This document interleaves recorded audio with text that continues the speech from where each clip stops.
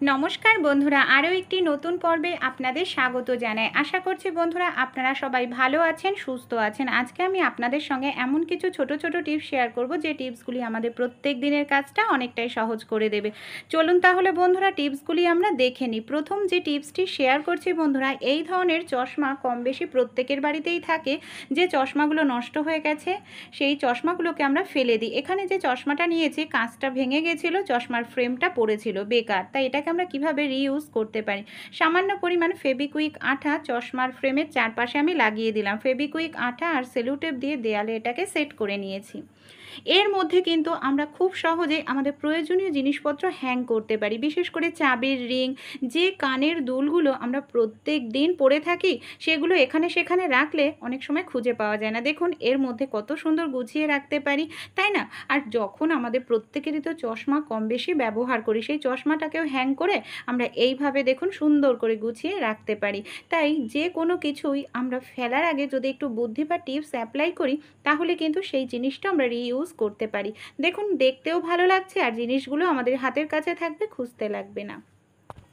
পরের যে টিপসটি শেয়ার করব, আমরা অনেক সময় ফ্রিজের মধ্যে জলের বোতল রেখে দিই ভর্তি করে। আর ভর্তি জলের বোতল রাখলে জল ভর্তি অবস্থায় পুরো জলটাই বরফ হয়ে জমে যায়। আর পুরো জলটা বরফ হয়ে জমলে এই জলটা বের করতে গেলে আমাদের অনেকটা সময় লাগে, কারণ পুরো বোতলটাই বরফ হয়ে গেছে, বরফটা গলতে সময় লাগবে। তাই কখনোই ফ্রিজের মধ্যে বরফ জমাতে হলে বোতলে পুরো ভর্তি করে জমাবেন না, অর্ধেক জমাবেন। দেখুন আমি এই বোতলটা কাট করে অর্ধেক করে আমি জল জমিয়েছিলাম, আমার অর্ধেক বরফ জমেছে জলটার মধ্যে আর অর্ধেক অংশ খালি রয়েছে বন্ধুরা। এটা কিন্তু আমি সঙ্গে সঙ্গে বের করে ব্যবহার করতে পারবো। নর্মাল জল আমি এর মধ্যে ঢেলে দিচ্ছি। নর্মাল জল ঢেলে দিলেই যে পাশে বরফ রয়েছে বরফটার সঙ্গে জলটা মিশে জলটা একেবারে ঠান্ডা হয়ে যাবে, আমাদের অপেক্ষা করার প্রয়োজন পড়বে না। দেখুন গ্লাসের জলটা কিন্তু একেবারেই ঠান্ডা, দেখে বুঝতে পারছেন। তাই ছোট্ট টিপসটি আপনারা অ্যাপ্লাই করবেন। কোথাও নিয়ে যাওয়ার হলেও বোতলটাকে কাত করে বরফ জমিয়ে তারপর অর্ধেক বরফ আর অর্ধেক জল নিয়ে যাবেন, তাহলে আপনাদের আর অসুবিধা হবে না ঠান্ডা জলের জন্য। এবার ঠান্ডা বরফ জলের বোতল যদি আমরা এইভাবে সাইডের অংশে রেখে দিই তাহলে সাইডের অংশের যে বাটার বা যে খাবারগুলো থাকে অনেক সময় না ঠিকমতো ঠান্ডা পৌঁছায় না, নষ্ট হয়ে যায়। এইভাবে বরফ জলের বোতল রাখবেন, ভালো থাকবে। অনেক সময় প্রেসার কুকারে খাবার বসালে সেফটি বাল্বটা দেখা যায় ছিদ্র হয়ে যায়, খাবার বাইরে বের হয়ে যায়। এমার্জেন্সি টাইমের মধ্যে এরকম দেখা দিলে ছোট্ট এই টিপসটি অ্যাপ্লাই করতে পারেন, কারণ রান্না বসিয়ে তো আমরা দোকানে যাওয়া সম্ভব নয়। সেক্ষেত্রে সেফটি বাল্বে ছিদ্র হয়ে গেলে অনেক সময় কি হয়, খাবারটা সিটি ওঠে না, সেফটি বাল্ব থেকে ছিদ্র দিয়ে বের হয়ে যায়।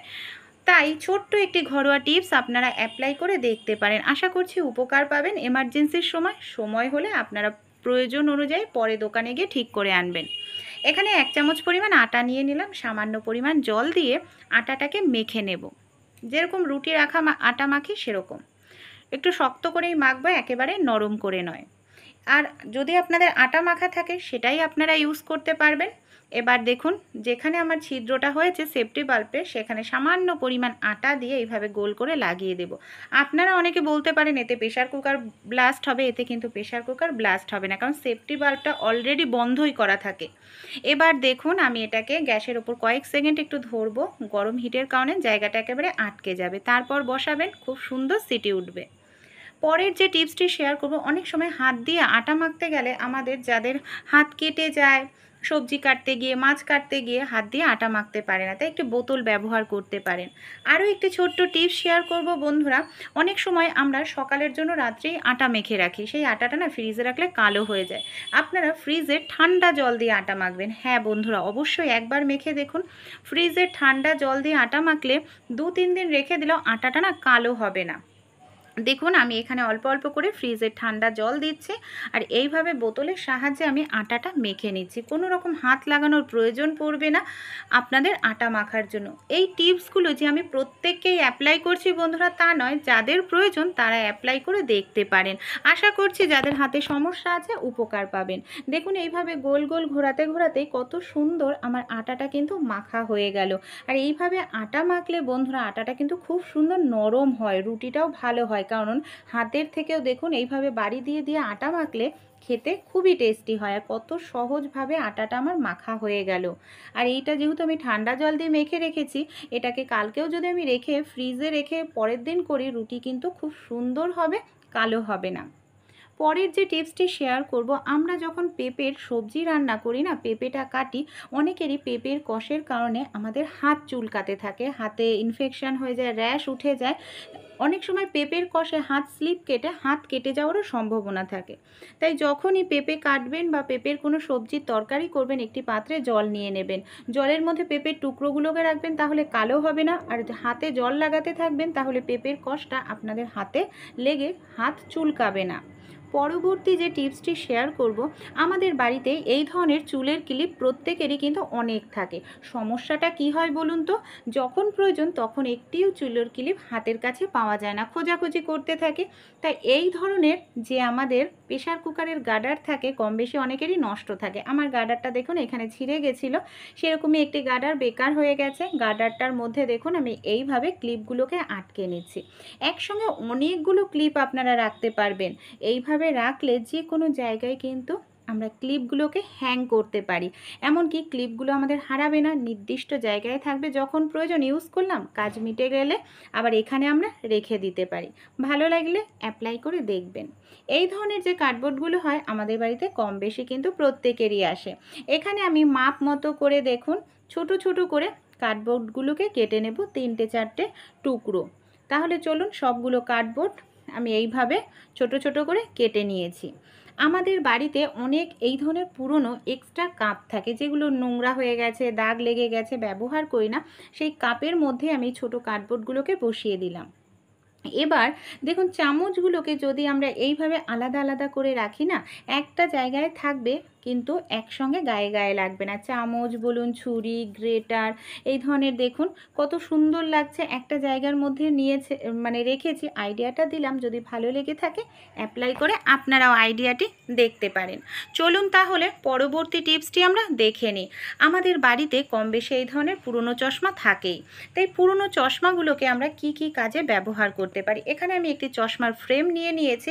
এটা কিন্তু বন্ধুরা দারুণ একটি উপকারী জিনিস আমরা তৈরি করতে পারি, যাতে আমাদের সংসারের খরচাটাও কিন্তু একটু বেঁচে যাবে। এটা আমরা তৈরি করতে পারি ফোনের স্ট্যান্ড হিসাবে। ফোনে আমরা কার্টুন, মুভি, নানা রকম জিনিস কিন্তু দেখে থাকি, কাজ করে থাকি। তাই এরকম যদি পুরনো চশমার আপনাদের ফ্রেম থাকে, তাহলে এভাবে দুপাশে দুটো গার্ডার আপনারা লাগিয়ে নেবেন। রাবার ব্যান্ড বা চুলের গার্ডার, যে কোনো গার্ডার এইভাবে লাগিয়ে নিলাম। এবার দেখুন ফোনটা বসালে বারবার স্লিপ কাটবে না, ফোনটা পড়েও যাবে না। এইভাবে আমরা ফোনের স্ট্যান্ড হিসাবে ব্যবহার করে দেখুন কত সহজে ফোনে আমরা কাজবাজ করতে পারি। বাচ্চাদেরকে অনেক সময় কার্টুন দেখতে চায়, কার্টুন চালিয়ে দিতে পারি। এর ফলে কিন্তু ফোনটা আমাদের হাতে নেওয়ার কোনো প্রয়োজনই পড়বে না। এমনকি যাদের স্ট্যান্ড নেই তাদের স্ট্যান্ড কেনার কোনো রকম দরকার হবে না। চলুন তাহলে পরবর্তী টিপসটি আমরা দেখে নিই। আমাদের বাড়িতে এই ধরনের কিন্তু অনেক রঙের বালতি থাকে বন্ধুরা। দেখুন একটি রঙের বালতির ঢাকনা এখানে আমি নিয়ে নিয়েছি। তো এই ঢাকনাটাকে কী কাজে ব্যবহার করব চলুন দেখে নিই। এখানে একটি লোহার শিক আমি গরম করে নিয়েছি। লোহার শিকটাকে গরম করে ঢাকনার চারপাশে আমি দেখুন এইভাবে ছোট ছোট করে আমি অনেকগুলো ছিদ্র করে দিচ্ছি। মানে আপনারা চাইলে 2-3টে করেও ছিদ্র করতে পারেন, বা এর থেকে বড় ঢাকনাও নিয়ে নিতে পারেন। আমার কাছে এরকম ছোট ঢাকনাই 3-4টে রয়েছে, তো আমি এরকম ঢাকনা দিয়েই ভাবলাম একটি অর্গানাইজার তৈরি করব। দেখুন চারপাশ ঘুরিয়ে আমি ছিদ্র করে নিয়েছি।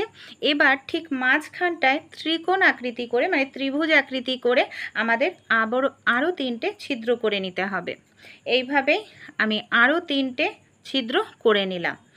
এবার আমি কি করেছি দেখুন, দড়ি নিয়ে নিয়েছি। অবশ্যই এরকম মজবুত কোনো দড়ি নেবেন, যে দড়িগুলো সহজে ছিঁড়বে না, অনেক দিন ব্যবহার করতে পারবেন। দড়ির এক পাশের মাথায় আমি মানে এইভাবে গিঁট দিয়ে নিচ্ছি মোটা করে, যাতে বেরিয়ে না যায়। যতগুলো ছিদ্র করেছি বন্ধুরা ততগুলোই আমি এখানে দড়ি নিয়ে নিয়েছি। এবার যে পাশটায় আমরা গিঁট দিয়েছি সেই পাশটা ওপরে রাখবো, যে পাশটায় গিঁট দিইনি সেই পাশটা এইভাবে নিচের দিকে নামিয়ে দিলাম। সবগুলো ছিদ্রের মধ্যেই কিন্তু আমি এইভাবে অনেকগুলো করে দড়ি, মানে যতগুলো ছিদ্র ততগুলো দড়ি আমি এইভাবে ভরে নেব। ভরে তাহলে রেডি করে নিচ্ছি। দেখুন সবগুলোর মধ্যে আমি ছিদ্র ভরে রেডি করে নিয়েছি। ওপরে যে 3টে ছিদ্র করেছি, 3টে ছিদ্রর জন্য আমি এখানে 3টে দড়ি এইভাবে রেডি করে নিচ্ছি। এবার বন্ধুরা আমাদের যখন দড়িগুলো 3টে লাগানো হয়ে যাবে, দেখুন ওপরেরটায় ঠিক সমান মাপ করে নিতে হবে, কোনো দিক যাতে হেলে না যায়, সমান মাপ করে নিয়ে এখানে গিট দিয়ে দেব। তারপর ওপরের দিকেও একটি গিট দিয়ে দিচ্ছি। এটাকে এবার নিচের দিকের অংশে আমি এখানে নিয়ে নিয়েছি জামা কাপড়ের ক্লিপ, যে এই ক্লিপ প্রত্যেকের বাড়িতেই থাকে। দড়ির নিচের দিকে আমি এইভাবে জামা কাপড়ের ক্লিপ খুব সুন্দর টাইট করে আটকে নিলাম। চলুন তাহলে দেখে নিই এটাকে আমরা কোথায় কি কাজে ব্যবহার করি। বন্ধুরা, এটাকে আমরা যে কোনো জায়গায় হ্যাং করে কিন্তু জামা কাপড় শুকানোর জন্য ব্যবহার করতে পারি। অনেক সময় আমরা অনেকেই অফিসে চাকরি করি, বাড়ি থাকি না, ছাদে জামা কাপড় মেললে রাত হয়ে যায় তুলতে, বা বর্ষাকালে বাচ্চাদের জামা কাপড় শুকানোর জন্য অনেক জায়গার প্রয়োজন। তা দেয়াল আমাদের ফুটো করতে হবে না, ছিদ্র করতে হবে না, দড়ি বাঁধতে হবে না। এইভাবে 2-3টে অর্গানাইজার তৈরি করে নিলে বাচ্চাদের সব জামা কাপড় কিন্তু আমরা খুব সহজেই শুকিয়ে নিতে পারি বারান্দায় বা ব্যালকনিতে রেখে। কম জায়গায় অনেক জামা কাপড় শুকানো যায়। পরবর্তী যে টিপসটি শেয়ার করব, অনেক সময় বৃষ্টি থামতেই চায় না, আর এমন অনেক জামা কাপড় থাকে যেগুলো প্রত্যেক দিন আমাদের ব্যবহার করতে লাগে। যেমন বাচ্চাদের স্কুল ড্রেস বলুন, এগুলো তো প্রত্যেক দিন ব্যবহার করতে লাগে, আর না কাচলেও বাজে দুর্গন্ধ বের হয়। তাই আপনারা 1 চামচ পরিমাণ বেকিং সোডা জামা কাপড় এইভাবে ছড়িয়ে দিয়ে 2-3 মিনিট রেখে দিন। এরপর আমি হাতে একটি মোজা পরে নিয়েছি, মোজার সাহায্যে বেকিং সোডাটাকে এইভাবে শার্টের গায়ে খুব ভালো করে ছড়িয়ে দিলাম। যে কোনো জামা কাপড়ের ক্ষেত্রেই আপনারা যদি সমস্যা হয় যে ধুতে পারছেন না, এই টিপসটি অ্যাপ্লাই করবেন। কেউ বলবেই না যে আপনারা জামা কাপড় ধোননি, একদম সুন্দর ফ্রেশ থাকবে। সামান্য পরিমাণ পাউডারও দিয়ে দিলাম, পাউডার দিয়ে জামা কাপড় থেকে সুন্দর মিষ্টি গন্ধ বেরোবে। বেকিং সোডা বা খাওয়ার সোডা ব্যাকটেরিয়া জীবাণু ধ্বংস করবে, এমনকি জামা কাপড়টা একেবারে ফ্রেশ হয়ে যাবে। এবার দেখুন পাউডারটা দিয়ে খুব ভালো করে মুছে নেওয়ার পর আমি এইভাবে শার্টটাকে আয়রন করে নিচ্ছি। এই শার্টটা আয়রন করার পর কেউ দেখে বলতেই পারবে না যে এই শার্টটা আমরা কিন্তু কাচিনি। শার্টটা একেবারে ফ্রেশ, কাঁচা শার্ট যেরকম হয়ে যায় সেরকমই হয়ে যাবে, সুন্দর গন্ধও বের হবে। পরের যে টিপসটি শেয়ার করব, এই ধরনের যে চশমাগুলো আমরা যখন রাস্তায় পরে বের হয়, ধুলো ময়লা লাগে, আমাদের গায়ে জামা কাপড় দিয়ে মুছি, চশমাটার কাজটা বেশি দিন ভালো থাকে না। তাই সামান্য পরিমাণ টুথপেস্ট নিয়ে নেবেন, আঙুলের সাহায্যে এইভাবে ডলে নর্মাল জল দিয়ে আপনারা টুথপেস্টটাকে ভালো করে চশমার থেকে ধুয়ে নেবেন। পরিষ্কার একটি কাপড় দিয়ে চশমার কাঁচটা মুছে নেবেন। দেখবেন আপনাদের চশমা একেবারে নতুনের মতো চকচক করতে থাকবে, এমনকি বহু বছর আপনারা ব্যবহার করতে পারবেন।